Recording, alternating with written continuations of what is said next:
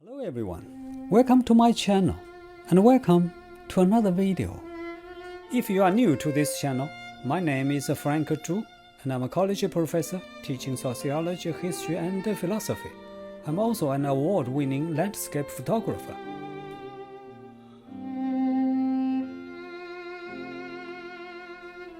Today's video is actually a sequel to the last week's video about attraction in social relationships. In other words, in today's video, I'm going to continue discussing how human beings get attracted to each other, with a focus on the role of beauty in this attraction process. If you have watched the previous video, you will remember that I left off talking about the role of physical attractiveness in social interactions. I promised that I would focus specifically on the topic of beauty in my next video. Well, I think I have to stop here for this video today, because the topic of beauty is such an important and a big topic, it deserves a separate video. Today, I'm going to do just that. I'll explain why we human beings are biased in favor of beauty, what is beauty, the advantages of being beautiful, and finally, I'll be also discussing the costs of pursuing beauty. So, without further delay, let's get into this video.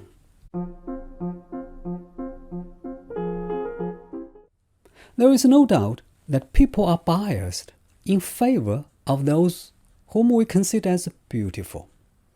As a matter of fact, social psychological observations of such a human bias has given rise to a well-known theory called beauty bias theory. According to this theory, individuals who are considered attractive are typically perceived more positively than their less attractive peers. Such bias exhibits itself in almost every social activity, including social relationships. In a sociological study that was done on college campus, both male and female students were sent by their sociology professor to approach their fellow students and try to get them to sign a petition. It turned out that the more attractive the sociology students were, the more signatures they were able to get.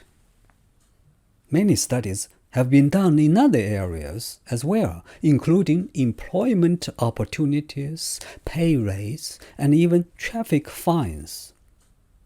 The research results have been similar. Physically more attractive people almost always fare better.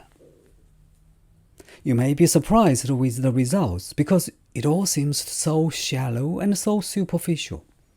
But the truth is that such bias for beauty exists everywhere and all the time, and it begins literally in our eyes. Beautiful faces capture our attention more often than others. You probably don't need scientific evidence to prove this because you have personally done so or you have personally observed this phenomenon. But sociologists and psychologists have done many studies to provide us with scientific evidence. In one study, participants were given a random list of Facebook profiles of men and women with different degrees of facial attractiveness. With the help of an eye-tracking device, researchers found that the participants spent more time looking at attractive faces than non-attractive faces.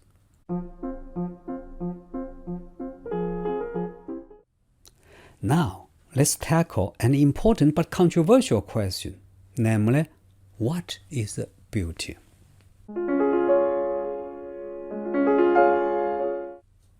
The nature of beauty is one of the most enduring and controversial themes in Western philosophy. It is also one of the two fundamental issues in the history of philosophical aesthetics, the other being the nature of art.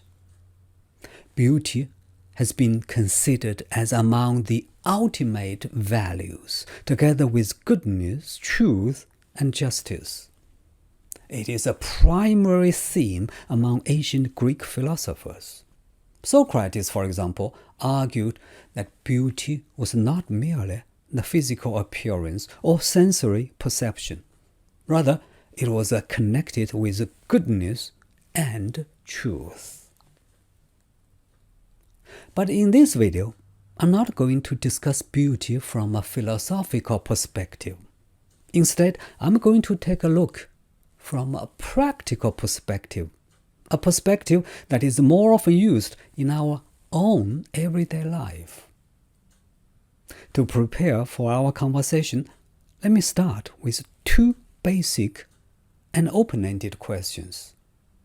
1. Is beauty an objective and measurable characteristic like height, weight, or hair color? 2. Is beauty a subjective quality existing only in the eye of the beholder?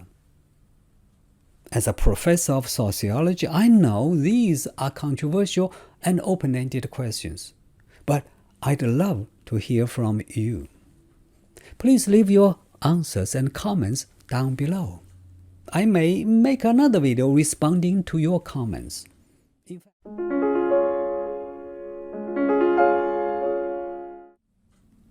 Although very few people would claim that there is a universal gold standard for beauty, some people, including some researchers, do believe that certain types of faces are naturally more attractive than others.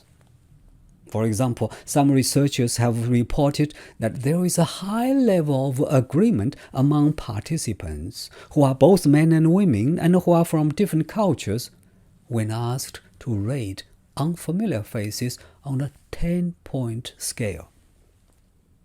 In these studies, some faces were rated more attractive than others. Certain physical features of the human face are often associated with beauty, such as a symmetrical face, big eyes, longer eyelashes, shiny, healthy hair, smooth skin, a pleasant expression, and youthfulness. Those researchers also found that people tend to agree about what constitutes an attractive body.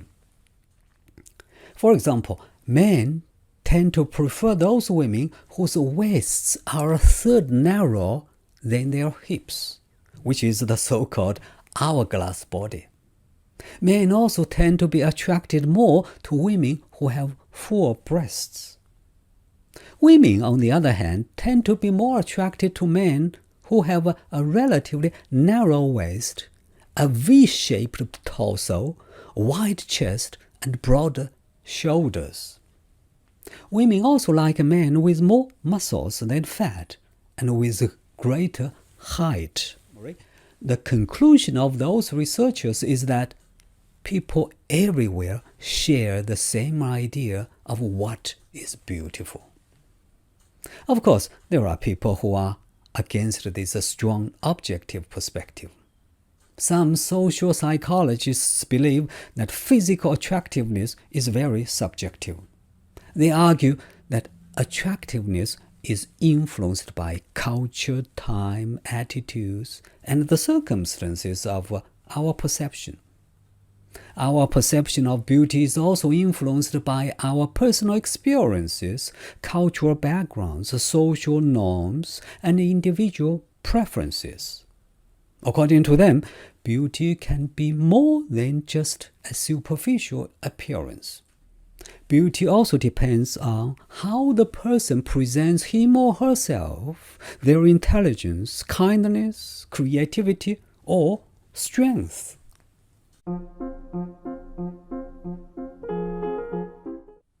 Regardless of how beauty is defined, it is true that some people are perceived as more physically attractive than others, as I pointed out earlier.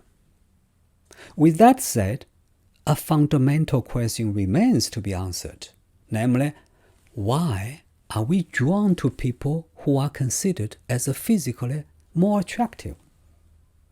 There seems to be no definite answer, but a few possibilities exist. First, we enjoy being in the company of people who are aesthetically appealing, in the same way as we enjoy a beautiful landscape or a pleasant piece of music. There is even scientific evidence. One research shows that the areas of our brain which normally respond to food and money are also activated when we see beautiful faces. Secondly, people tend to associate physical attractiveness with other desirable qualities, which is known as the "what is beautiful is good" stereotype. Such a stereotype is often created by mass media, such as movies, which often portray good people as handsome and beautiful and bad guys as ugly. In addition, many studies confirm that having a beautiful appearance is an advantage in many aspects of life. For example, good-looking people are more successful in the job market and get paid more. In colleges and universities, pretty female professors often get better evaluations from students. In politics, good-looking politicians usually attract more audiences in public gatherings and do better in elections. In everyday life, men who think they are interacting with an attractive woman formed more positive impressions of her personality and are friendlier in their conversational behavior. The same is true with women. Studies also have shown that good-looking people are judged to be smart, successful, happy, well-adjusted, sociable, confident, and assertive. They have more friends and better social skills. Physical attraction also leads to more active social life, greater physical intimacy and connection, helping partners feel more bonded and attached to each other. All of this explains why billions of dollars a year are spent on makeups, fitness activities, shaving, waxing, hair coloring, perfumes, tattoos, body piercings, cosmetic surgery, and enlarging or reducing breast size. It is all because beauty brings so many advantages.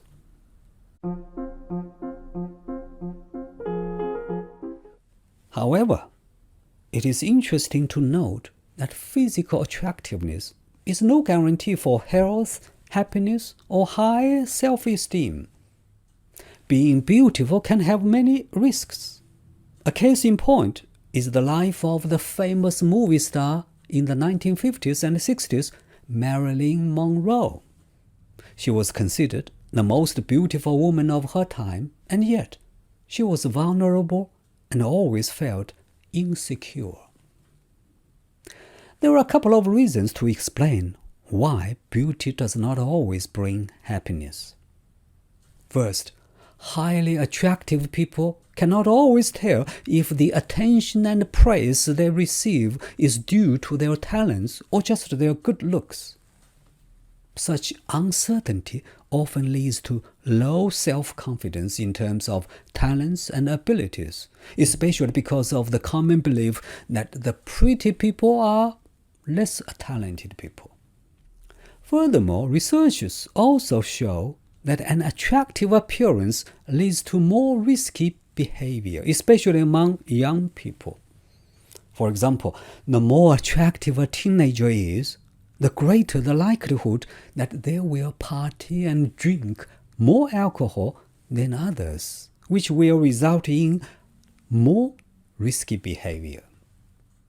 Another burden of beauty is the pressure to maintain one's physical appearance. Such pressure can have unhealthy effects, as when men take steroids to build muscles and women over-diet to lose weight.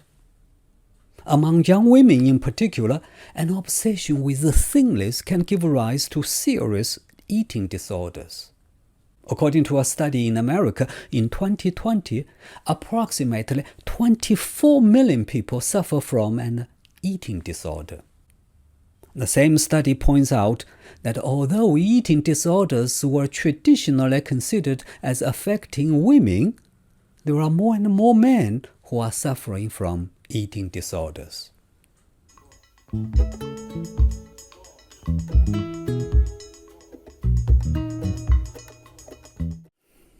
Well, that is all that I wanted to talk about today. As I said at the beginning, this video is a sequel to the last week's video about the role of attraction in social relationships. I will probably make another video talking about how relationships are formed, and in particular how romantic relationships are formed. If you are interested, please subscribe to my channel. Thank you for watching this video, and I will see you in the next one.